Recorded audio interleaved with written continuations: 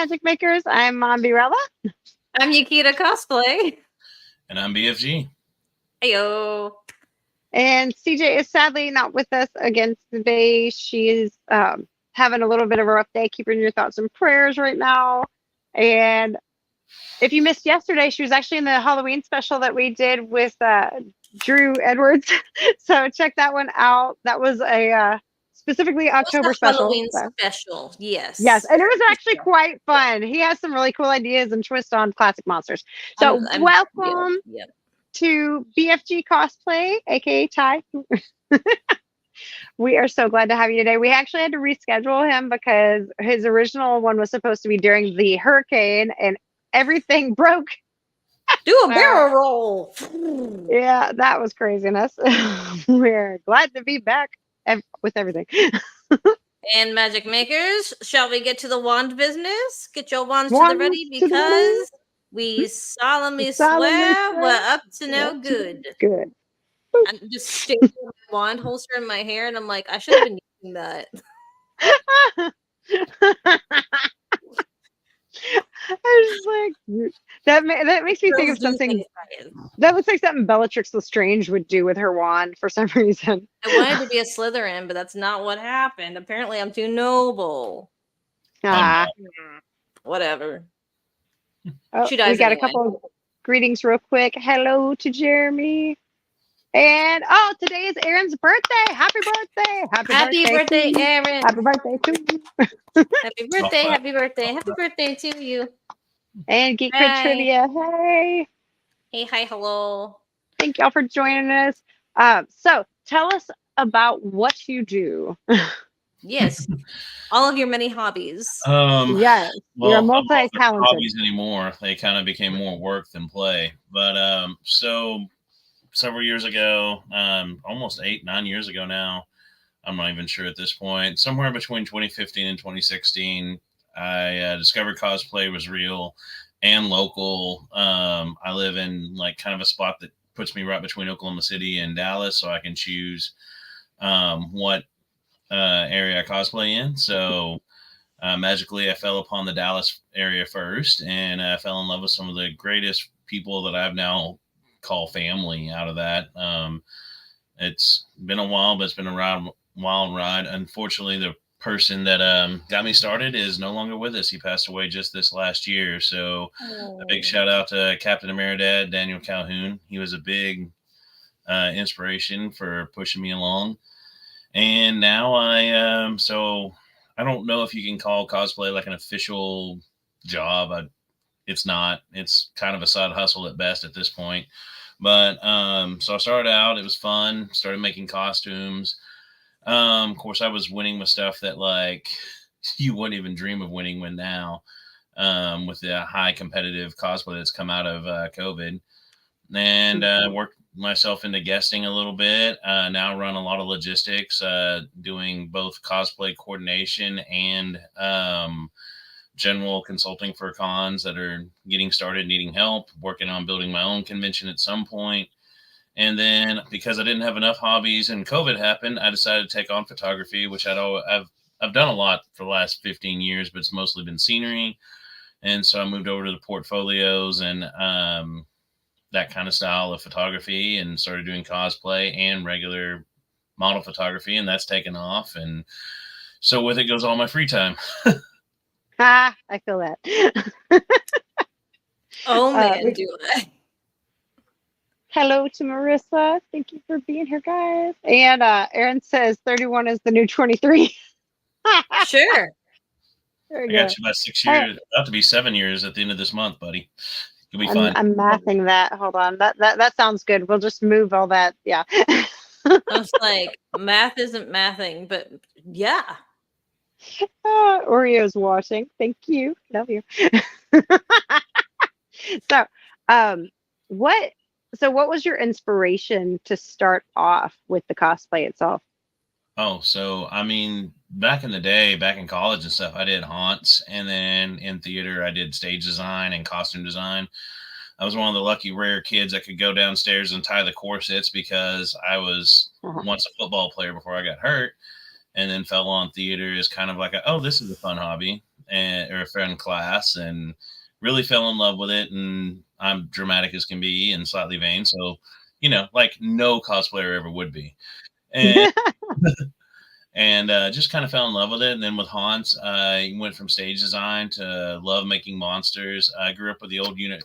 You mentioned a Halloween episode with old monsters, and I'm super jealous because when it comes to Universal monsters and cryptids, that's my home. I slowly but surely developed. When I first started, I was a bigger person. I was very unhealthy at the time. I was almost 400 pounds. I was in a very toxic job, and it was killing me, literally. And after that, after finding that friend group, I luckily got on with what I do now, and was able to have more time. And I wanted to go back and build characters that are not, you don't see very often. Accidentally branded myself with a Hellboy because I grew up reading, should I say Heck Boy in this? No, that's fine. I grew up reading that comic and loving those comics, Spawn, stuff like that. So I've always been drawn to horror. In my house, it was very passe. Like my parents did not watch that style of TV, except for all the old grindhouse cinema, the double feature 50s, uranium based movies, UFO movies, giant ants, Godzilla. And then I fell in love with the classic monsters. I have a rare signed copy of Creature from the Black Lagoon by almost half of the actors. My gosh. Creature from the Black Lagoon is my all-time favorite. Fun fact, Creature was designed by a female, and can't think of their name right now. I'm so sorry. That makes me feel bad. But the credit Which is ironic considering. the credit was given originally to a man. So it was actually pretty cool that like now we're coming back and they're getting the credit they should have gotten 60 years, 70 years ago now. Yes. Better late than never. I actually just heard about that. Yeah, she totally designed the whole Creature from the Black Lagoon suit and everything and got no credit for it during the movie. It first broke about 5 years ago. So he was in charge of the overall studio, but he did not make the design. And so on the movie credits, he's still listed, even to this day. Even if you get a brand new DVD, they have not corrected that, or even in the streaming, they've not corrected that at all. But he did technically on the studio, and back then you had minimalist credits, which was whoever was in charge got the point.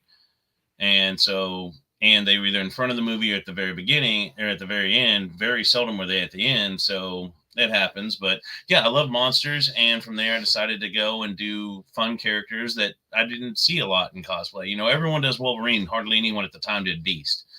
And that's my favorite character. I mean, right here on this wall, I don't know. It's weird. Cameras are always backwards. This entire row over here is nothing but Hank McCoy Beast action figures ranging from 1989 up.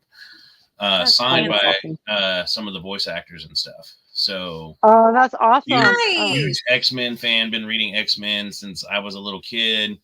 Of course, as I got older, read more of the horror style hero comics. Even there's a comic where all the old Universal monsters are made up into DC characters, and it's the DC Night Squad. Cool. If you're interested in that kind of stuff, we just did a Vampirella shoot last weekend, me and Shoujo Cosplay, and they were like, oh, well, here's my Pinterest board. And I'm like, I collect Vampirella comics, so I got you, fam. Like, so for me, it was taking those characters that aren't commonly seen or commonly done.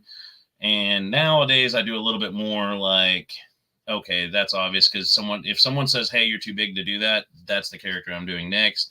If someone says what self-respecting male would do that character, then I'll go and find that character and do it, no matter how dragged up it is or crazy it could seem. I like it. It's through spite all things are possible. Starbucks 317. Okay, we got a couple of comments on here, but I also have something. I have to say, number one, I actually just have a friend that's she literally told me that she stopped cosplaying because people were telling her, oh, you're too big for that. You look terrible. You should never cosplay again. And so she stopped. And she shared the pictures with me, and I'm looking at them. I said, "You look amazing." I don't know what they were smoking, but literally, like, you are killing it with those cosplays. I said, I am so sorry you went through that kind of negativity. That's awful. I hate whenever people go through that kind of thing. It kills me because I found like such an awesome community and cosplayers that I know, and they're so supportive and so kind, and it's just amazing. And that kind of negativity doesn't even belong in there. Those people need to stop cosplaying. Well, 90% of the time, it's most of your cosplayers are going to be great. Like when you really go down and look at like the comments and stuff, and then you click and follow through. Sometimes those are like just mean bots that generate your algorithm, which are a thing that exists. And sometimes they're like people who don't cosplay and are just having a crap day and are taking it out on everybody else. Right. And so I've learned on like, and if I see that on somebody's wall, oof, I'm coming for you, because most of the time they're just wanting attention. They know that negativity gets more attention nowadays, unfortunately. True. We're in a society of outrage and clout chasing through controversy. And I think that's really hurt the cosplay community. Both in the fact that you have people that are too competitive or just really down on themselves and taking it out on other people. I mean, it's that classic, like, look in the mirror, man. Like, right. not only Yeah, I think there was some jealousy in there.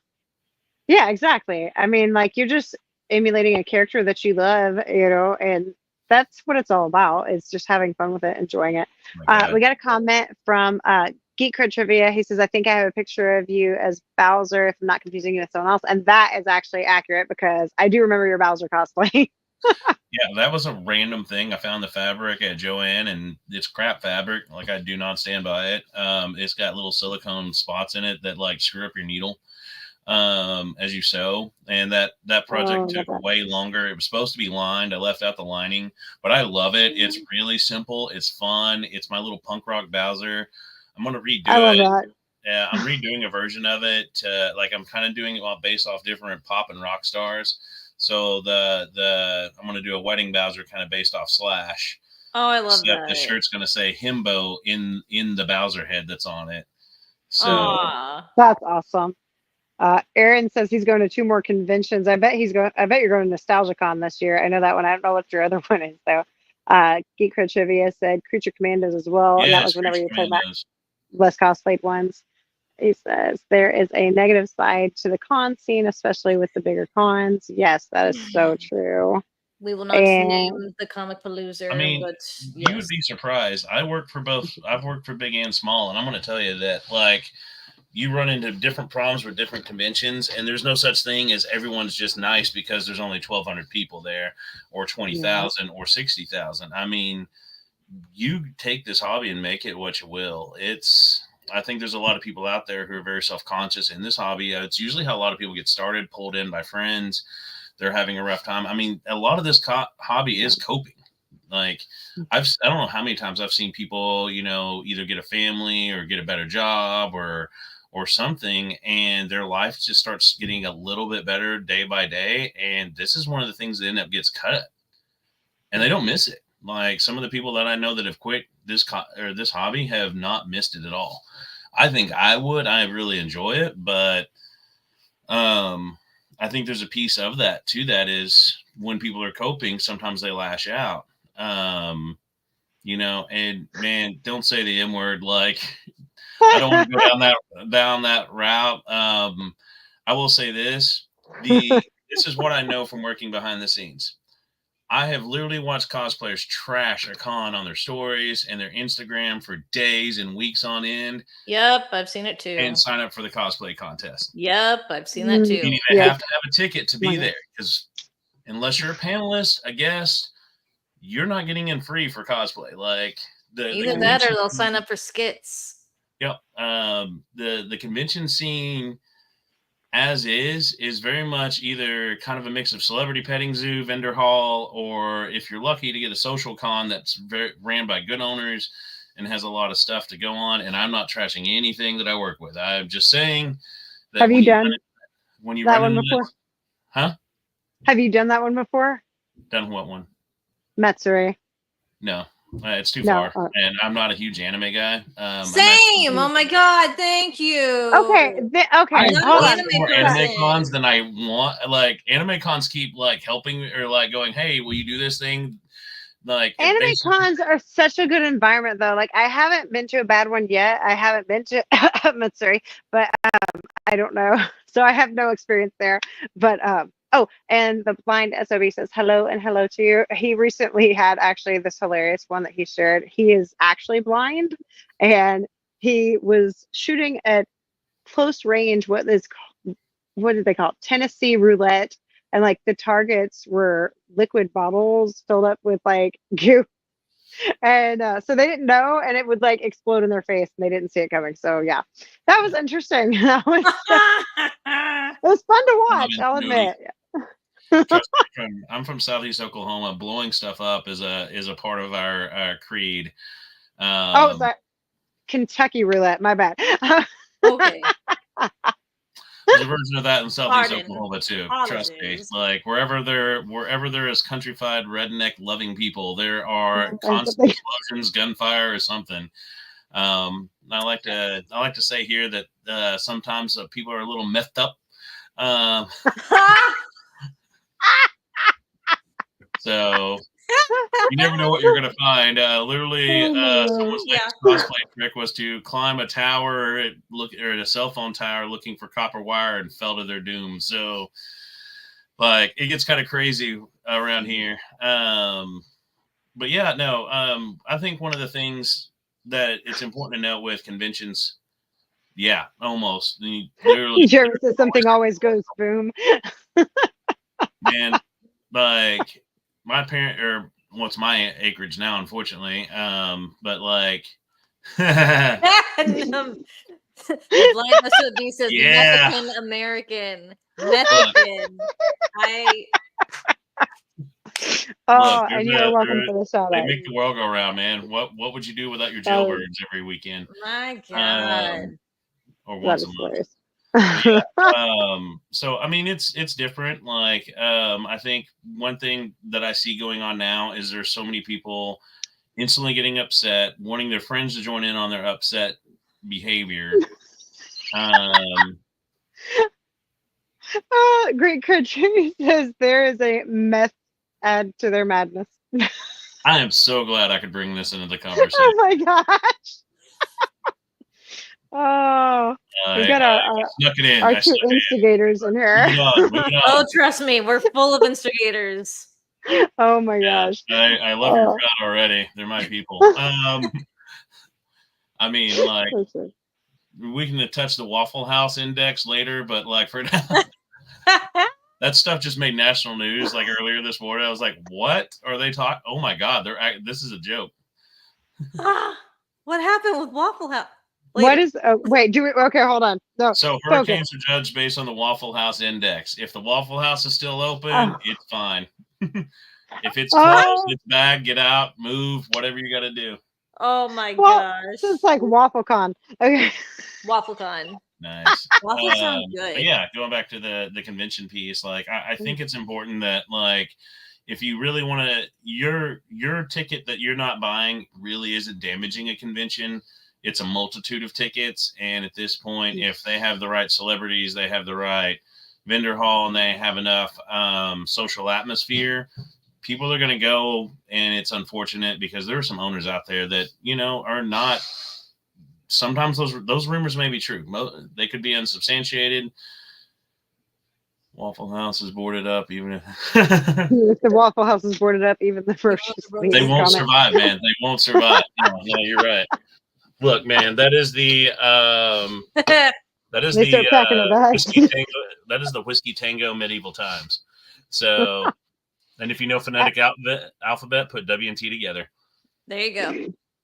So we have actually talked about how big cons get very corporate and things too. Like the bigger the con gets, sometimes the more distant it gets from what the people who want to come actually want from it. In some ways, yes, they still get good guests and lots of stuff going on, but it's so much less personal in the sense that it's like corporate basically. And like we love small cons. Yeah. Right, but you're also talking the difference in style of promoter. Like you have large company promoters, you have media promoters, and then you have small time promoters. Like I think one of the things that people don't see or know is really that behind the scenes of a Comic-Con or an anime festival. And there's a lot of money that goes into it. Just starting mine right now, I'm already with my budget doing what I want to do to make it fun for the fans is already 25K, and I don't even have celebrities yet. So I have to sell enough tickets right off the bat to guarantee that A, I don't go broke as a person, and B, I can do this again. So a lot of the money that's up fronted in these things, I mean, Jason Momoa cost $275,000 back in 2018. That's his show up fee. Like if he doesn't make that, the con immediately owes them. I'm gonna bring the con that shall not be named, the Marvelous Nerd New Year's Eve.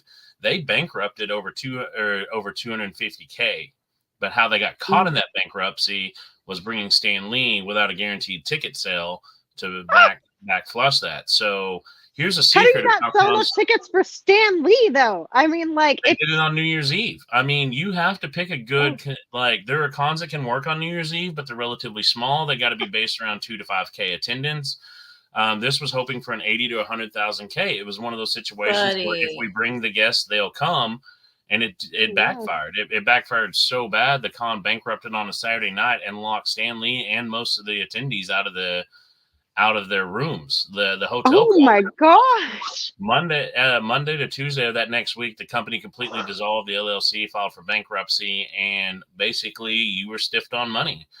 Dude, how embarrassing, though. Right. And then what's bad is that con owner, one of the promoters for that, is still working with other conventions.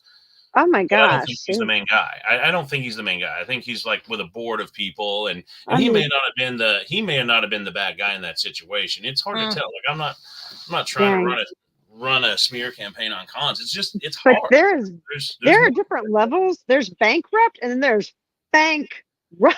That was like, I mean, they're probably posting $2.1 million on bankruptcy, which that's what Marvelous Nerd New Year's Eve was more than likely looking at. And it's hard to tell. Like, I don't know the exact numbers. I'm not part of their away team, but having worked within the inside of cons now and that's one thing that helps is when I'm helping con owners work with building cosplay programs, because a lot of con owners out there, and this is for good reason, like see cosplay as a problematic source of income. They don't spend a lot in the vendor hall. They usually only make up maybe 10 to 20% of smaller starter conventions attendee. And there's a high probability they're going to be the first one who finds one thing wrong with the con and then gripes relentlessly. Or maybe they do a great job of saying, hey, you did everything right. But like what I've seen, and unfortunately the loudest voices speak for the whole. We've seen that in every aspect of our society. So I think a lot of it is getting people in there that can both talk to the con owners and let people know respectfully, instead of griping, hey, this con didn't have this con didn't have that, what you would like to see, like what kind of content you would like to see. Those direct messaging actually does make a big difference, because I will tell you, I've worked for some promoters that this is their first series of conventions. They don't know anything about the cosplay set or doing. So rather than give them complaints, give them solutions so that they have something to work off of. That makes sense. That makes sense. Instead of an email saying I hate your guts, like I had one this last round. I had a convention where unfortunately someone went up on stage that shouldn't have during the prize package call. And it was the scariest moment of my life. I know it was for them. I've done everything in my power to try to avoid that from ever happening when I run cosplay contests.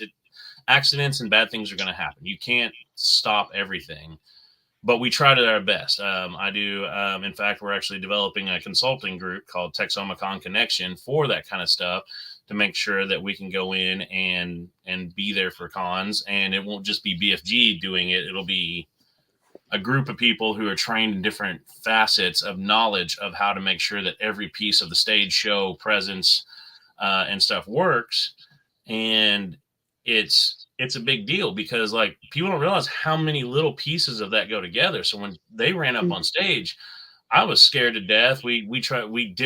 I didn't really respond as well as I'd hoped to in that situation, but we still made it work, and we were able to help that person out. We actually gave them a lot of cool things to come back and keep cosplaying. A lot of, encouragement that, hey, you know, we all have these one moments in our life. This is not something that defines us. Keep cosplaying, come back next year.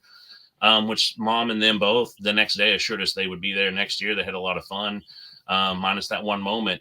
And I think that's one point to move forward with. Is the next thing I got was an email bashing me as a coordinator because I was too stupid and could never. No one. It was so disorganized because I would let that happen. And I'm like, that's out of my control. Yeah. There are 3 people working that backstage. One of them is on stage as the MC.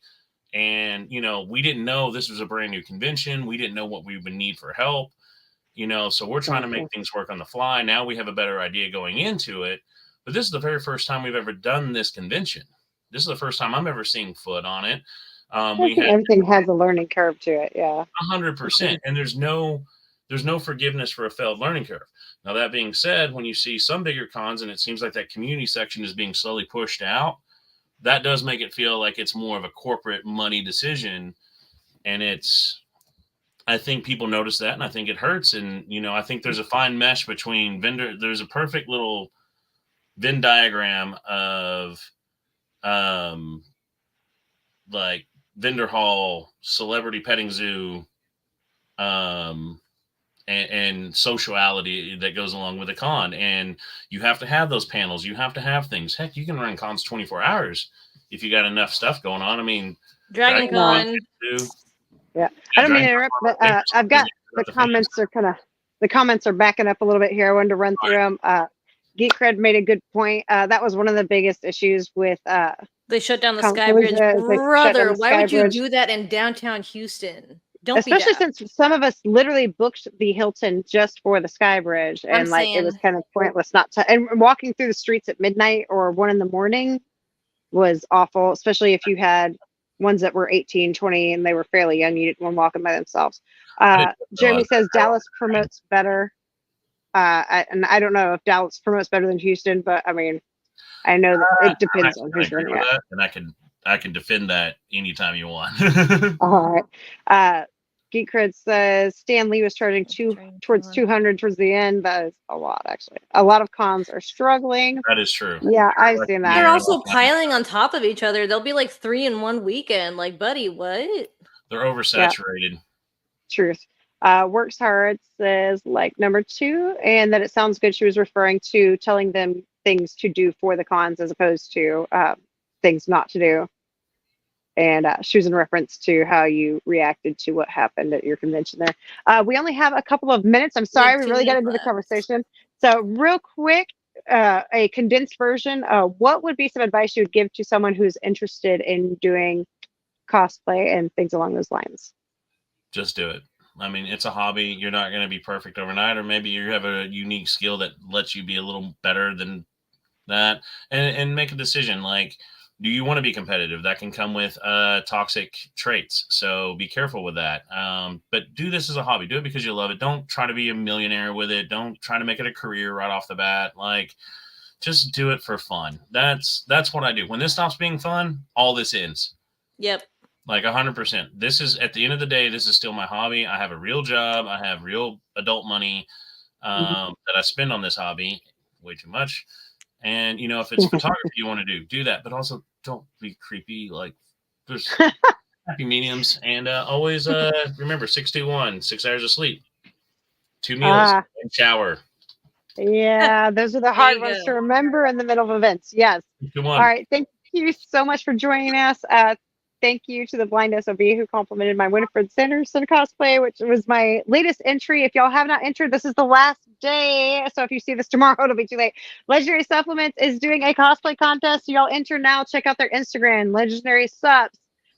Quick hi from Zach S. Hello. Thank you. I am sorry. We're about to end it right now. So if y'all haven't had a chance yet, make sure to smash that thumbs up and follow Mombirella on YouTube, as well as CJ Peterson. Yukita Cosplay on Instagram, and BFG Cosplay is at www.bfgcosplay.com. So y'all check him out. And thank y'all so much for joining us. Till next time, wands to the ready, guys. Oh, wait, before we go, we have a really big guest next week. So do not miss, if you are a Star Trek fan, next week is Bill Blair, correct? That is next week. Yes, that is a huge guest. So That's do awesome. not miss. So stay tuned for Bill Blair. And till next time, guys, mischief managed. Bye. toodaloo. Bye-bye.